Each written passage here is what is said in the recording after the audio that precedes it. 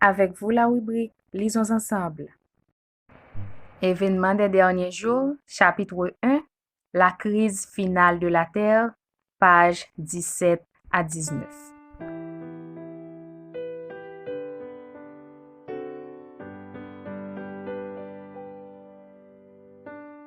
Dieu nous a annoncé ce que nous devions attendre de nos jours.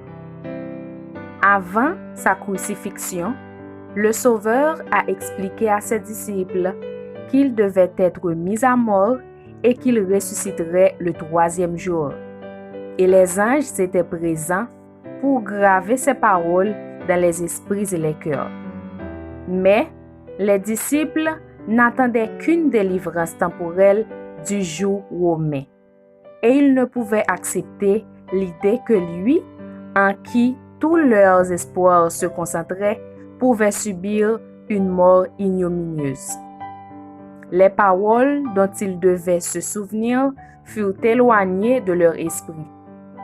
Et lorsque survint le temps du jugement, il les surprit désemparés. La mort de Jésus a complètement détruit leurs espérances, comme s'il ne les en avait pas prévenus. Ainsi, par les prophéties, l'avenir nous est dévoilé aussi clairement qu'il l'était pour les disciples grâce aux paroles du Christ. Les événements liés à la fin du temps d'épreuve et à l'œuvre de préparation au temps de trouble nous sont clairement présentés. Mais les multitudes n'ont pas plus de connaissance de ces importantes vérités que si elles n'avaient jamais été révélées. Les prophéties des derniers jours exigent notre attention. Je vis ensuite le troisième ange.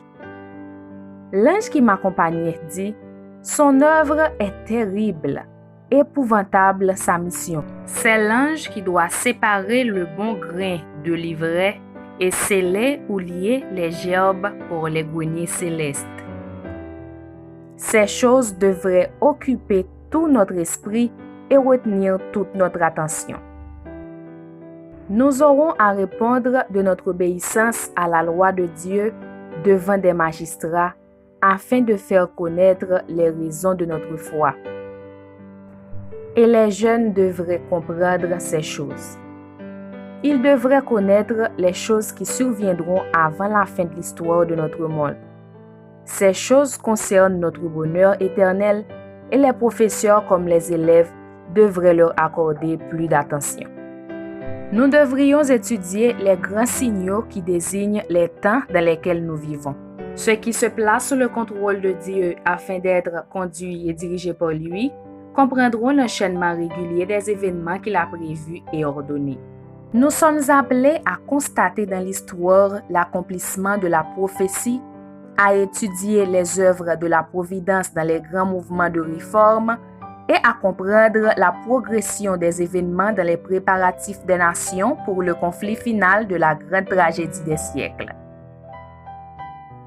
Nous devons spécialement étudier les livres de Daniel et de l'Apocalypse.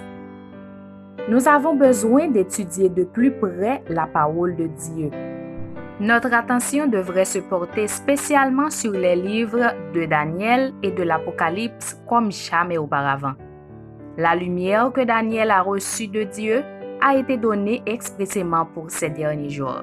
Lisons et étudions le 12e chapitre de Daniel.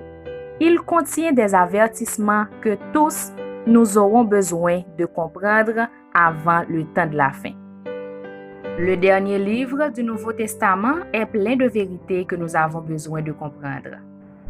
Les prédictions encore non accomplies du livre de l'Apocalypse vont bientôt se réaliser. Ces prophéties seront étudiées maintenant avec diligence par le peuple de Dieu et devraient être clairement comprises. Elles ne cachent pas la vérité. Elles nous avertissent clairement, nous annonçant ce qui doit arriver. Les messages solennels qui ont été donnés par ordre dans l'Apocalypse doivent occuper la première place dans l'esprit du peuple de Dieu.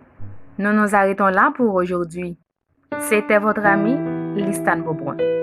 N'oubliez pas de partager cette vidéo. À la prochaine!